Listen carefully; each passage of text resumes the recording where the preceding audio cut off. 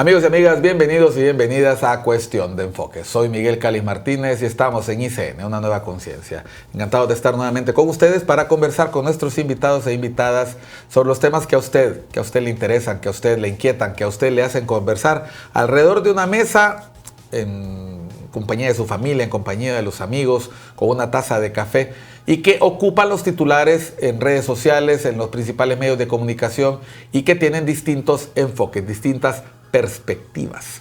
Vamos hoy a contar con la presencia de una destacada defensora de derechos humanos, periodista. Nos acompaña la licenciada Dina Mesa, y es la directora ejecutiva de Asopodeu. Un gusto. A ver si lo digo bien, Dina. Asociación por la Democracia y los Derechos Humanos. Es correcto. Es correcto. Bueno, vamos a hablar hoy sobre los temas que a Dina Mesa la han hecho relevante en nuestra sociedad hondureña. Vamos a hablar de democracia, vamos a hablar de derechos humanos, vamos a hablar de libertad de expresión, vamos a hablar de la seguridad con la que se desarrolla el trabajo periodístico. Bienvenida, Dina.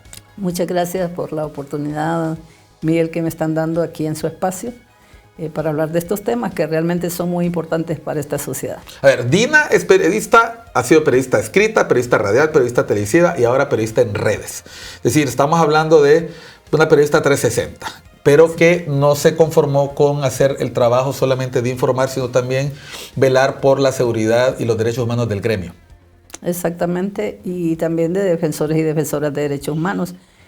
Y justamente nace el involucramiento en derechos humanos con la desaparición forzada temporal de mi hermano mayor, que fue secuestrado por escuadrones de la muerte en 1989 y llevado a cárceles clandestinas.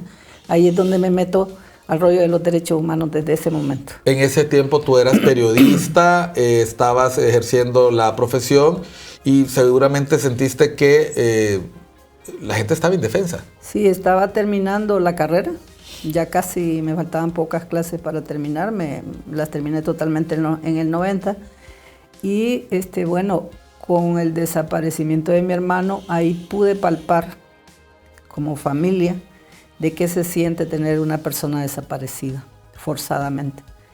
Y entonces dije yo, cuando ya salimos, ya él fue presentado como un guerrillero y toda la cosa, cuando estaban los acuerdos de Tela, los acuerdos centroamericanos, pues logramos salvarlo con vida justamente por el apoyo de colegas que teníamos, que éramos compañeros en la escuela de periodismo, y recuerdo a muchos ahí, Noel Leiva, Orfa Mejía, y otros colegas. Qué lindo que menciones nombres, porque sí, a veces eso se queda en las anécdotas personales. Sí, son gente y otros buenos colegas, amigos, ¿verdad? Buenos amigos nuestros también. Sí, me acuerdo Jorge Barrios, Rosa Morazán, varios colegas que éramos el mismo Renato Álvarez, Rómulo Matamoros, que eran de nuestra generación.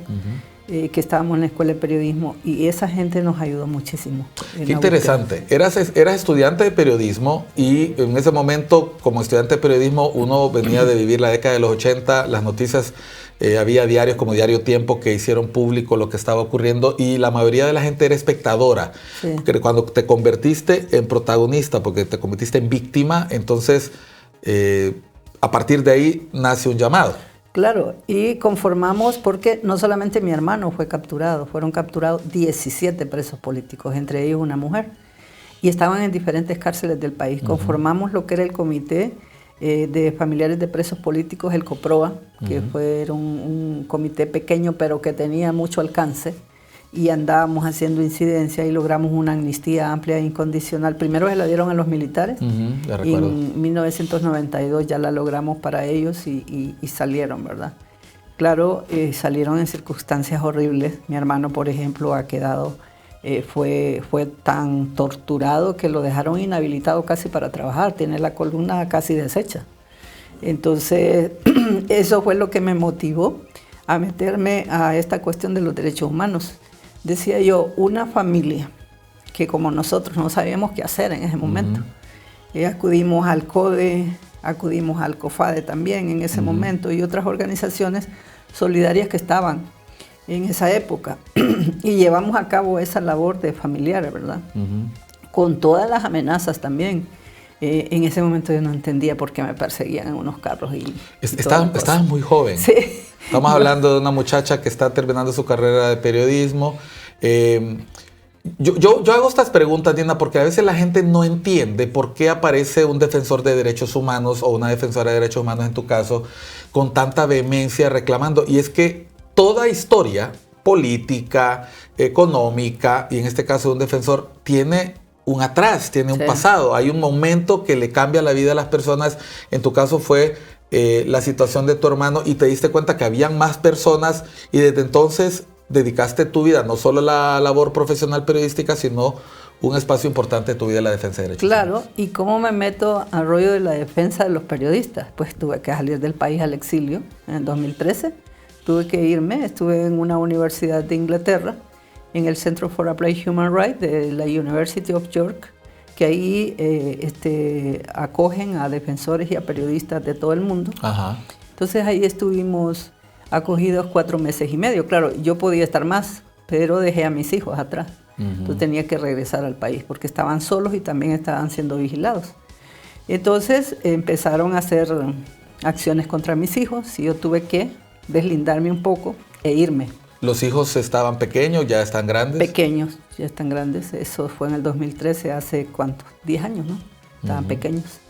Y pues me fui allá a hacer incidencia, a fortalecerme en seguridad. Y dije yo, bueno, es que salgo como periodista, porque hacía investigaciones. Es correcto. Estuve en la asociación para una sociedad más justa con revistazo.com. ASJ, sí. Sí, nos mataron un abogado por investigaciones que hicimos. Pero conversamos con Carlos Hernández, precisamente estábamos recordando estos días eso. Sí, entonces nos mataron al abogado el 4 de diciembre del 2006. Sí. Y bueno, fue toda una persecución contra nosotros también. Entonces, de ahí que toda esa trayectoria de apoyo a periodistas. Cuando regreso al país en el 2013, en mayo, pues digo yo, bueno, los periodistas están solos en realidad. Y yo me sentía completamente aislada.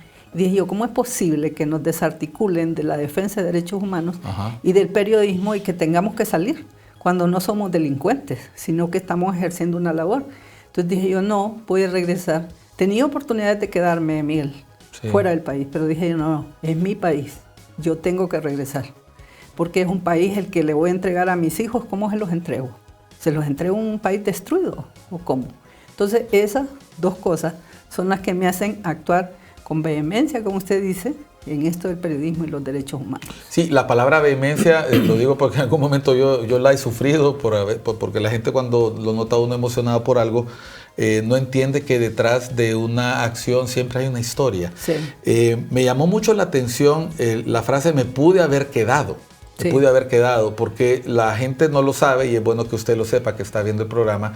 Cuando un periodista sufre persecución o sufre amenazas de este tipo, hay una red internacional, está Reporteros Sin Fronteras, Amnistía Internacional, PEN International, hay una serie de organizaciones que existen desde hace mucho tiempo que acogen a los periodistas. En los últimos días hemos estado viendo, por ejemplo, con ocasión de la guerra entre Hamas e Israel, hemos visto cuántos periodistas han caído, ¿verdad? Sí. Y los riesgos que se corren en guerra. Pero lo que la gente ignora y no sabe es que el periodista también corre riesgos en tiempos de paz. Claro. Y eso es lo que dijimos en el premio que me dieron en el 2007, Amnistía Internacional, que se llamaba Premio Periodismo Bajo Amenaza. Dijimos en ese momento, Honduras no es un país que es una conflagración bélica, pero sí hay una guerra interna contra la libertad de expresión y los derechos humanos. Lo dijimos en aquel momento. 2007. Y no ha cambiado mucho, ¿verdad? En ese momento. Entonces, pues todas esas situaciones. El hecho de cómo el desarraigo también, Miguel. Usted no tiene idea cómo llegué yo a Manchester, que es en el norte de Londres, con un frío de lo peor. Era el peor invierno en el 2013 que estaba llegando. Esas son las cosas que vive un migrante, en este caso un migrante forzoso, ¿no? Sí, entonces llego con mi maleta, no llevé abrigo, porque como solo metí las cosas porque salí corriendo, no llevé abrigo y aquel frío espantoso.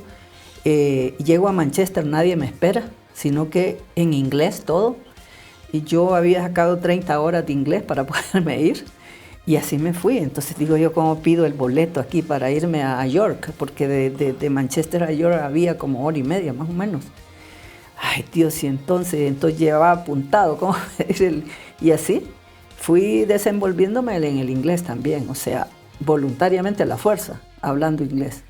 Y ahora se lo leo y se lo escribo y se lo escucho también y se lo entiendo. Entonces, esas son las circunstancias que pasan las personas que se van al exilio. Sí, normalmente la persona que se va al exilio se va con lo que tiene puesto. Sí. Y normalmente sin preparación. Es como cuando usted prepara un viaje y tiene la oportunidad de comprar el boleto, ¿no? A veces es 24 horas, 48 horas máximo y sin estar seguro el destino que le depara la vida.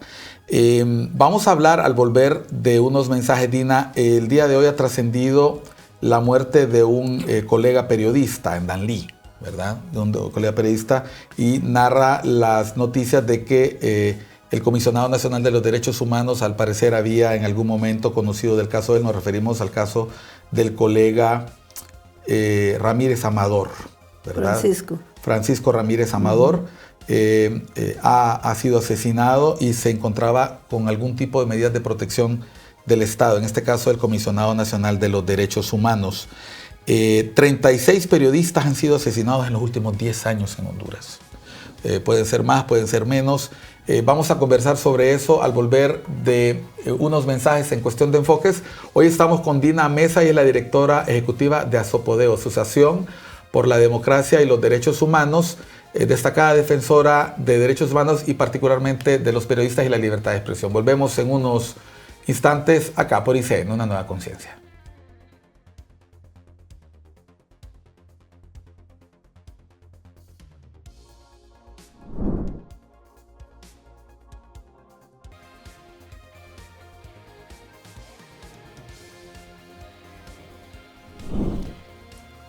Él había tenido un atentado meses atrás.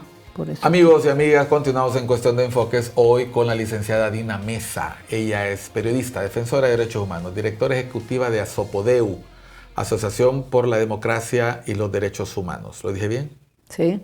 Ya, muy me sé bien. el nombre. Dina, antes de irnos a la pausa, mencionamos lo peligroso que es ejercer el periodismo en Honduras. Nos hemos despertado estos días con la trágica noticia del compañero Francisco Ramírez Amador de la zona oriental. No se conocen detalles todavía de lo ocurrido, pero estamos hablando de 36 periodistas en los últimos años, en la última década. Y podríamos citar casos emblemáticos, ¿no? Pero no nos concentremos en uno, hablemos un poquito del contexto. ¿Por qué es tan riesgoso ejercer el periodismo en Honduras? Bueno, por una cosa pequeña que usted pueda sacar a la luz y que le moleste a alguien, eso es un riesgo. En estos momentos hay funcionarios del actual gobierno que están mandando oficios a periodistas que han hecho periodismo de investigación, como Wendy Funes, por ejemplo, ha recibido oficios de la gobernadora de Choluteca, donde le dice que no le gusta la investigación, que le afecta. O sea, y es una investigación que ella hizo sobre migrantes y que se están lucrando del tema. Y luego otros temas, ¿verdad? Temas políticos, temas de narcotráfico, de crimen organizado, son temas muy delicados. O sea, el informar, atacan al mensajero, no atacan el mensaje. Entonces, eso nos pone en grave riesgo. Y claro, tenemos un Estado aquiescente que no hace lo propio para proteger la libertad de expresión. Ramírez Amador, me está indicando producción, había sufrido un atentado en mayo, sí. 3 de mayo, sí. Y laboraba en Canal 24 de Danlí. Sí. ¿Es el periodismo de denuncia, el periodismo de investigación el que más corre riesgo o estamos en una circunstancia donde sencillamente mostrar lo que ocurre con la nota roja? Sabemos que hay una importante influencia de redes ilícitas y el crimen organizado en Honduras, se vuelve una situación complicada. Ahí habían asesinado a otro periodista hace muchos años atrás, que es hermano de uno de los diputados de Libre. Lo asesinaron y está impune su crimen. Entonces ha venido una historia ahí que es un lugar donde las noticias no circulan mucho, ¿verdad? Donde no se sabe qué está pasando la prensa ahí. Pero hay corredores, en realidad, de zonas que son silenciadas. Por ejemplo, occidente del país, Copán. En esa zona estuvimos hace poco y estuvimos antes de la pandemia también con una misión internacional. Y ahí es una zona silenciada. Los periodistas no hablan de lo que les pasa. Y si hablan... Por temor a las represalias. Por temor a las represalias. Y usted ve, ahí en Copán hubo, gracias a Dios, un defensor, le hicieron 22 disparos y salió ileso, ¿verdad? O sea, no lograron tenerlo a la mano, pero si no, lo hubieran asesinado. Ahí están 2 periodistas con el mismo tema. Es un descombro de árboles que están haciendo. Temas en una ambientales. Comunidad, temas ambientales, temas también de corrupción. Hay otro periodista que fue secuestrado que había denunciado tema de corrupción y también de esa misma comunidad de escombro de árboles en la comunidad del Carrizal, en Copán, en Santa Rosa de Copán. Entonces, esa zona es bien peligrosa y se está poniendo en efervescencia el peligro contra la prensa. Creemos que debe haber una intervención rapidísima en esa zona, porque estuvimos en un foro, porque estamos abriendo mesas de diálogo y reflexión entre periodistas y autoridades, que aquí en la zona central no nos han abierto las puertas. La Presidenta de la República, la Ministra de Derechos Humanos, el Canciller de la República, todos los que tienen que ver con libertad de expresión les hemos pedido, con PEN International, con la Embajada Británica, se les ha pedido reuniones porque lo que queremos es que nos sentemos y encontremos soluciones para esta situación. Abordar el problema. ¿Qué es PEN International? PEN International es una organización que tiene más de 100 años de trabajar por la libertad de expresión. PEN quiere decir pluma, escritores y novelistas. Entonces, esta organización nace, le llaman pluma, PEN es pluma. Tiene más de 100 años, tiene 102 años. 102 años de luchar por la libertad de expresión y está en todos los continentes del mundo. Más de 25,000 socios. Ajá. Hay todo tipo de personas dedicadas a las letras, escritores, periodistas, historiadores, traductores y ahora blogueros. Sí. Porque se ha adaptado a la evolución del mercado en este caso. Cuando yo llego a Londres, me encuentro con PEN International. Pues ni sabía que existía, entonces me puse a dialogar. En Honduras no existía, existió en un tiempo, se llamaba otro nombre, de un grupo de escritores que lo conformaron, pero desapareció. Después vimos la oportunidad de traerlo para Honduras y lo establecimos y nos reunimos en el 2014, se conformó PEN Honduras. Y ahorita tenemos una campaña a favor de los periodistas. O sea, cómo la libertad de expresión y todo el ejercicio periodístico es importante. O sea, cómo la sociedad también debe estar bien consciente de qué es lo que estamos pasando como periodistas. Cómo no saben que el sacar una información es peligrosa para quien la difunde, para quien habla de este tema. Entonces, que queremos sensibilizar tanto a los tomadores de decisiones como a la sociedad en su conjunto, que sepan que es importante el periodismo, que cambia vidas incluso, las notas que puede sacar un periodista, pero que también puede tocar estructura y cambiar situaciones que se están dando en un país. Entonces, de ahí que hemos llevado a cabo esta campaña. Esta campaña va a durar hasta febrero del próximo año y ahí estamos colocando ese tema de los periodistas.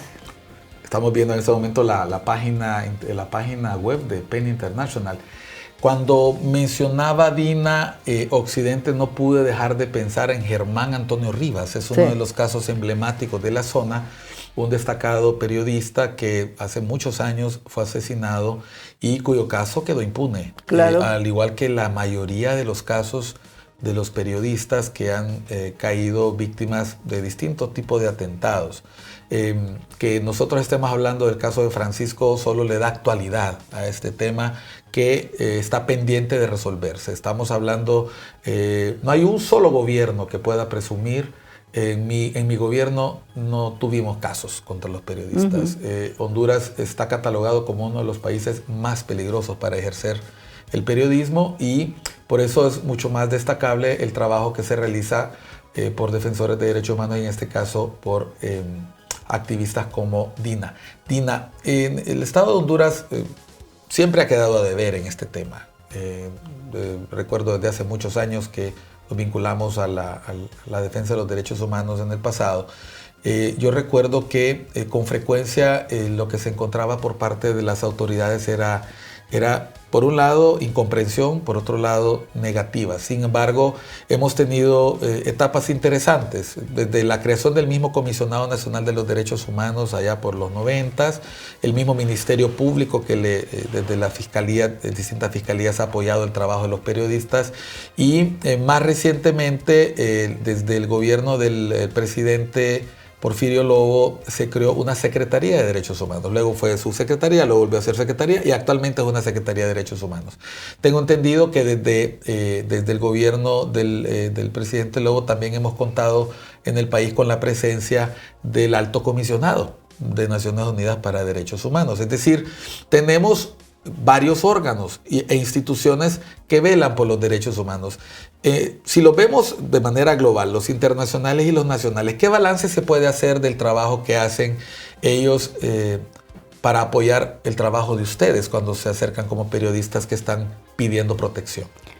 Bueno, hay organizaciones internacionales de fuera del país que tenemos mucho apoyo, como PEN International, Artículo 19, la Fundación para la Libertad de Prensa, la FLIP. Estas son ONGs, organizaciones no gubernamentales. No gubernamentales fuera del país, con las cuales nosotros tenemos alianzas. Hemos conformado redes contra el silencio, que está Honduras, está Nicaragua, está Guatemala, está Ecuador y estamos nosotros en esas redes contra el silencio, apoyada por la Fundación para la Libertad de Prensa. Y dentro del país hay misiones internacionales. Nosotros acudimos a la misión de la Unión Europea, por ejemplo, cuando hay casos de periodistas. Ellos deben seguir las directrices para defensores de derechos humanos. Hacemos uso de ellas, decimos, señor embajador, en base a las directrices para defensores de derechos humanos, queremos que nos reciba para abordar este caso. Entonces le mandamos eso invocando las directrices que ellos están obligados a cumplir. Hemos tenido buena recepción de la Unión Europea. En el embajador anterior también era súper bueno. Ketil Carlsen, excelente. Recuerdo que con el caso Julio Ernesto fue vital la presencia del embajador Carlsen, que a Julio se lo iban a llevar preso, pues. Entonces él llegó a su medio y todo eso, hizo uso de las directrices y eso nos ayudó mucho.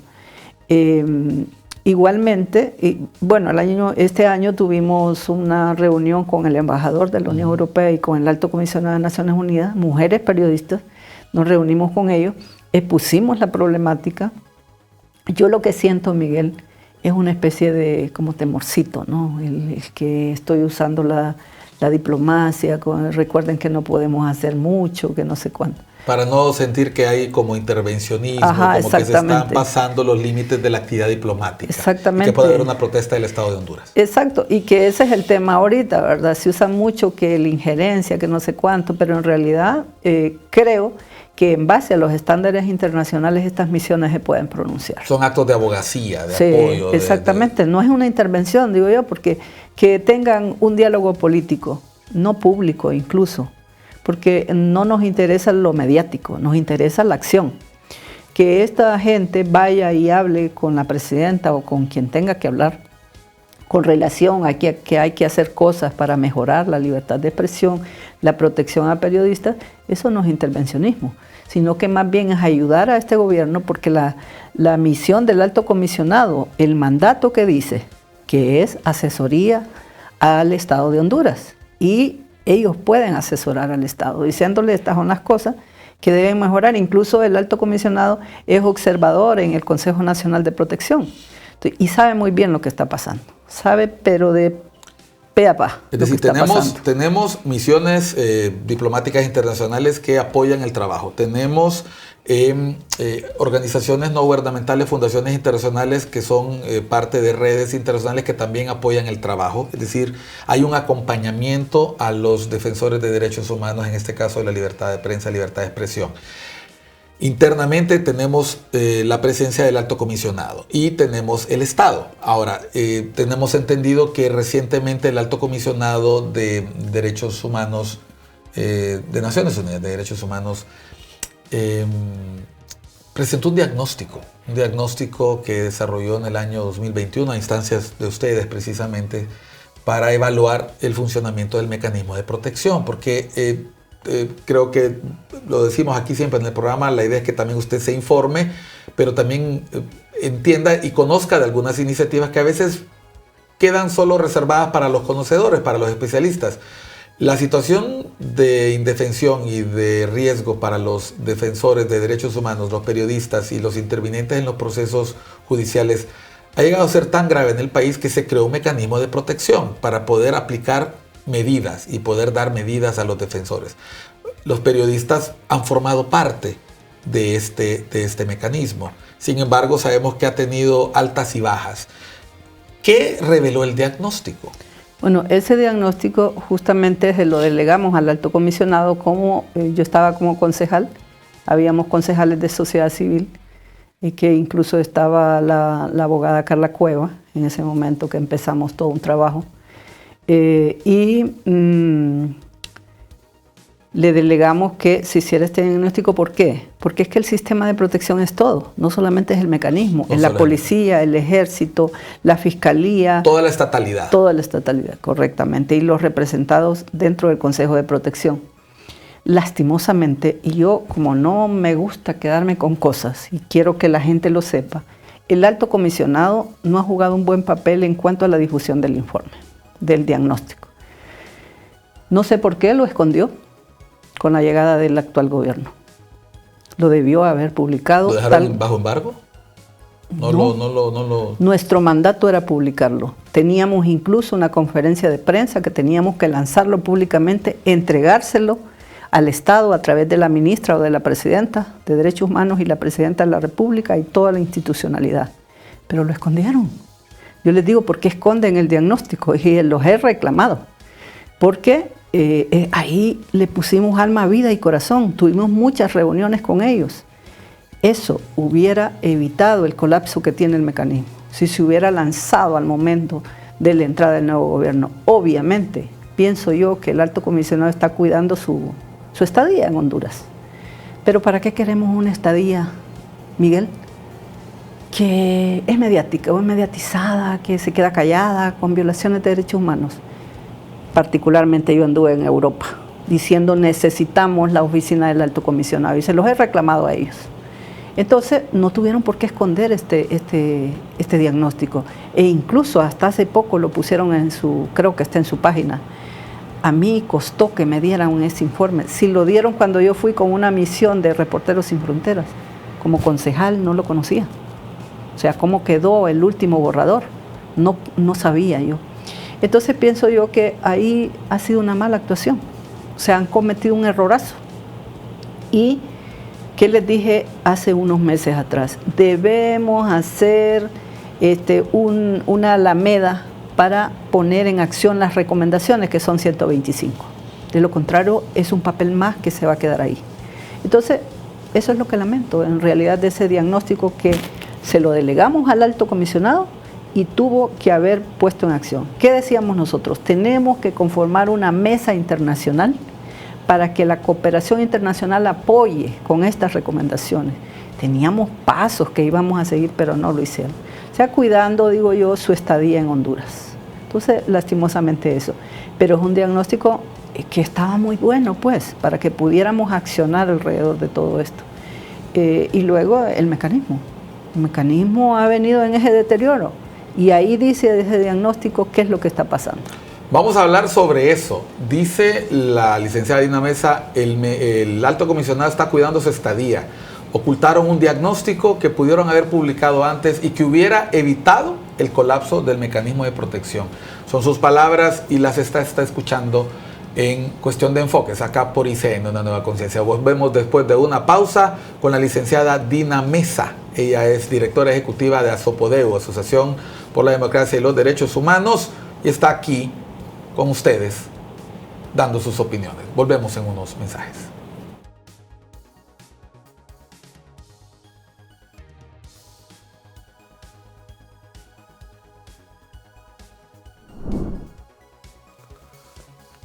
Amigos y amigas, continuamos en Cuestión de Enfoques, acá por ICN, una nueva conciencia. Estamos hoy con la licenciada Dina Mesa. Ella es una destacada periodista, defensora de derechos humanos y además directora ejecutiva de ASOPODE, Asociación por la Democracia y los Derechos Humanos. Una organización que se ha abocado a la defensa y protección de derechos humanos en particular, bueno, de todas las personas, pero en general, en especial de las personas que practican el periodismo, ejercen el periodismo, que luchan por la libertad de prensa y expresión. Mencionábamos antes de irnos a la pausa, Dina, los retos de este trabajo, la estatalidad que se ha organizado, tenemos instituciones, el Comisionado Nacional de Derechos Humanos, una Secretaría de Derechos Humanos, y se creó en algún momento un mecanismo de protección. Este mecanismo de protección tuvo sus altibajos y se hizo un diagnóstico que se solicita a instancias del Consejo de Protección y lo termina desarrollando el Alto Comisionado de Naciones Unidas por los Derechos Humanos. Tardanzas, el diagnóstico no se hizo público en su momento y se desaprovechó un momento importantísimo para poder implementar las recomendaciones de ese informe. ¿Todavía se pueden implementar esas recomendaciones? ¿Cuáles son y cuáles podrían ser, en tu opinión, las prioritarias? Bueno, son 125. No las vamos a mencionar todas. Y entre tantas está que el Mecanismo Nacional de Protección debe ser independiente, que debe tener un presupuesto propio, debe tener autonomía, porque ahorita está pegado a la Secretaría de Derechos Humanos y lastimosamente la actual ministra está manoseando el mecanismo.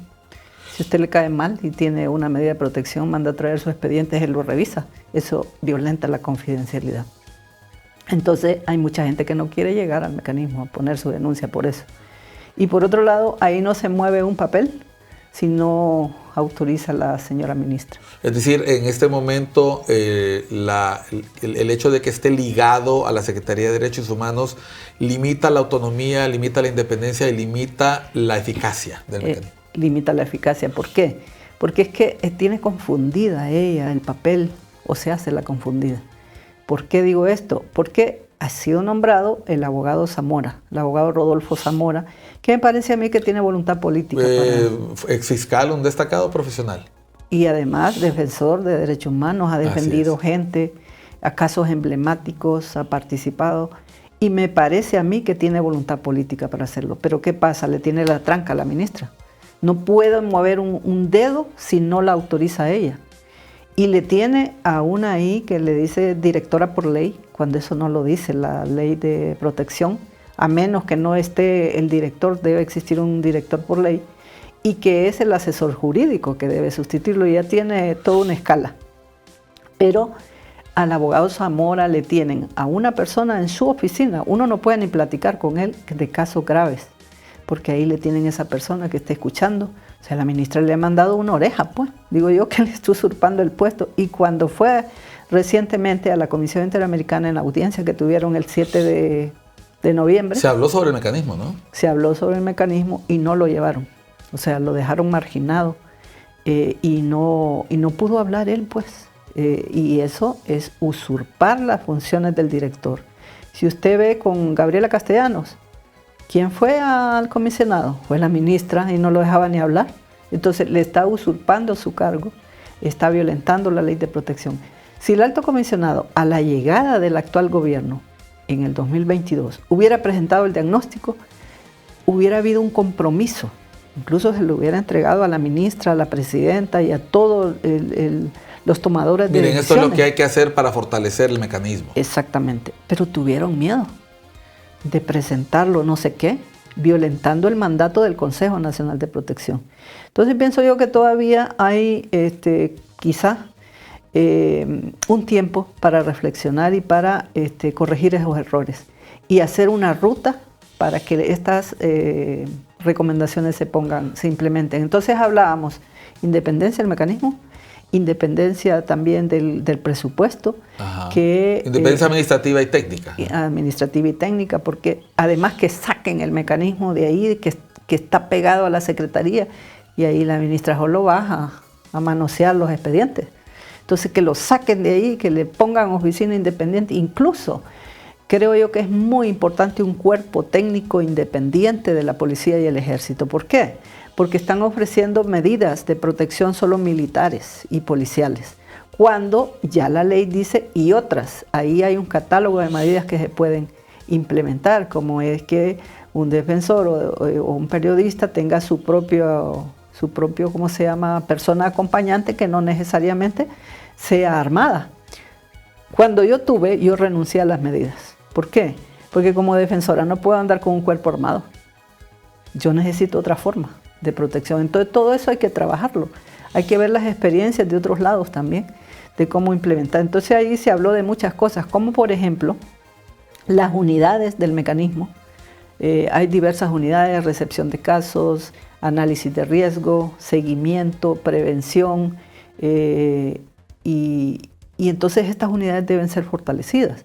Pero por otro lado también deben crearse otras unidades especializadas, como unidades para periodistas y comunicadores.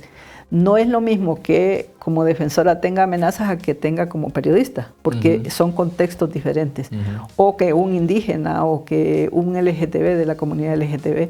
Entonces deben existir todas estas unidades especializadas que deben abrirse, y si hay voluntad política se hace. En este momento se ha mencionado a distintas personas. ¿Cómo ha sido el ambiente con posterioridad a la presentación del diagnóstico? ¿Ha presentado esto una oportunidad para sentarse a conversar, Dina, o las avenidas del diálogo no se han abierto? Como no se presentó públicamente, la sociedad ni lo conoce. O sea, el informe no es público. Se presentó ante el Consejo de Protección, nada más. Se colgó, creo, en la página del Alto Comisionado, ni me he fijado si está ahí exactamente. Costó que estuviera digital. A quien se lo entregaron fue a la ministra de Derechos Humanos, en papel, ni siquiera nosotros como concejales. De eso mes y medio, más o menos, ¿no? Más o menos, un mes y medio, 2 meses. Es una buena excusa para sentarse y platicar. Pero a la ministra se la entregaron desde el principio. Incluso publicado, que nosotros ni lo conocíamos, que estaba publicado. Yo recuerdo que lo llevó ahí chineado a un programa de televisión donde estuvimos juntas, ahí debatiendo sobre el mecanismo. Entonces, pero a pesar de eso, creo que es un momento quizá de rectificar y echar a andar esas recomendaciones. De lo contrario, ese mecanismo sigue para abajo, pues. ¿Es un deseo para 2024? Pues una exigencia. Una exigencia. Yo no lo deseo, lo exijo. Bueno, miren qué interesante. Dina dice: exijo que las recomendaciones del informe, de este diagnóstico que se hizo sobre el Consejo de Protección, se implementen. O sea, no lo pide, no lo desea, lo exige. ¿De dónde viene la fuerza para exigirlo, Dina? ¿Cuántas otras organizaciones participan del Consejo? ¿Qué dicen el resto de organizaciones? En sociedad civil están calladas. Ahí eligieron, de hecho tenemos un amparo ante la Sala de lo Constitucional de la Corte Suprema de Justicia de la elección de los concejales de sociedad civil, porque fue electo por la coalición contra la impunidad nada más. O sea, no se hizo una apertura para seleccionar ampliamente y democráticamente a los concejales. Y la ministra nuevamente mete las manos y se pone de acuerdo con la coalición para llevar a cabo esta asamblea, y por lo tanto consideramos que violentó derechos fundamentales de las otras organizaciones de derechos humanos. No solamente existe la coalición, de paso nosotros estábamos en la coalición. Nos salimos de ahí porque no queremos salir salpicadas o salpicados por los intereses particulares de dirigencias de la coalición. La sociedad civil está guardando silencio sobre esto. Sí. ¿A qué se debe este silencio? Pues pienso yo que algunos son de libre, otros... Es por militancia. Por militancia, otros creo que tienen intereses particulares, tienen sus empleados en diferentes instituciones del gobierno, entonces claro, le deben como lealtad, digo yo. Eso tiene un nombre, se llama cooptación. Cooptación, correcto. Ha sido cooptada la sociedad civil. Sabe que hemos estado en espacios donde han salido en tropel. Organizaciones que anteriormente trabajamos el tema de los derechos humanos se fueron de los espacios, justamente invocando que tenían mucho trabajo en otros lados, no sé. Pero la cuestión es que el espacio de sociedad civil, el espacio cívico se ha reducido muchísimo. Se habla mucho de eso de la reducción del espacio cívico. En términos de la lucha de derechos humanos y la libertad de expresión y prensa, ¿cómo está ese espacio cívico? ¿Se está reduciendo? ¿Se ha mantenido igual? ¿Hay señales de alarma? Se hablaba mucho de lo que pasó en los últimos 8 o 12 años. Ha habido un reclamo permanente de que debe lucharse contra cualquier medida que le ponga límites al trabajo de las asociaciones civiles. ¿Cómo está ese espacio cívico? Porque entendí por la expresión de que hay preocupación. Sí, la Asociación de Prensa y el Colegio de Periodistas están dentro del Consejo de Protección. Estas organizaciones se han salido del Consejo de Protección. Están fuera ahorita. Ahorita la asociación hace poco regresó porque el Consejo no tiene quórum. La APH. La APH. Ha vuelto, pero pienso yo que se va a volver a ir porque no hay nada nuevo. Ahí no hay decisiones, incluso les violentaron el derecho a los gremios. La ley de protección dice que todos los sectores deben rotarse la coordinación del Consejo, cada año. ¿Estamos hablando de qué sectores? ¿Abogados, periodistas, defensores? Defensores, está el gobierno también, con sus 7 escaños ahí en el Consejo. Están las asociaciones de jueces, independientes y la del Poder Judicial. Está el Colegio de Abogados. Entonces, esos son los gremios que debían seleccionar al coordinador después de que sociedad civil ya dejaba el cargo. Pero ¿qué pasó? Pasó que los actuales concejales que tiene la coalición ahí dejaron que el gobierno retomara nuevamente la coordinación cuando no le tocaba. ¿No le tocaba en la rotación? No, le tocaba a los gremios. ¿Y esa rotación es por un año? Es por un año, correctamente, por un año. Y entonces los gremios quedaron, porque ¿cuál fue la explicación que dieron ahí? Que todos son sociedad civil, que los gremios también son sociedad civil. Entonces, ¿por qué la ley de protección señala a los sectores? Entonces, esos son los sectores que deben rotarse. Y se violentó también la ley de protección. Nosotros, por eso, interpusimos con otra organización, con JOPRODE, un recurso de amparo ante la Sala de lo Constitucional para que esta asamblea, donde se eligió los concejales, se repita y sea democrática. Pero ¿qué cree usted? La tenemos desde el marzo del año pasado, de este año. Ya va a ajustar, ¿verdad?, bastante tiempo. Del año pasado, ya estoy hasta confundida. Ya ajustó más de un año, va a ajustar 2 años. Y la Sala de lo Constitucional está dirigida por la abogada Sonia Marlina. Yo le tenía mucha confianza de que resolviera, ¿no? Ella es la presidenta. Ella es una defensora, ha sido fiel a los derechos humanos, pero no tenemos respuesta. Por ahí circulan muchas cuestiones de que no se quiere resolver.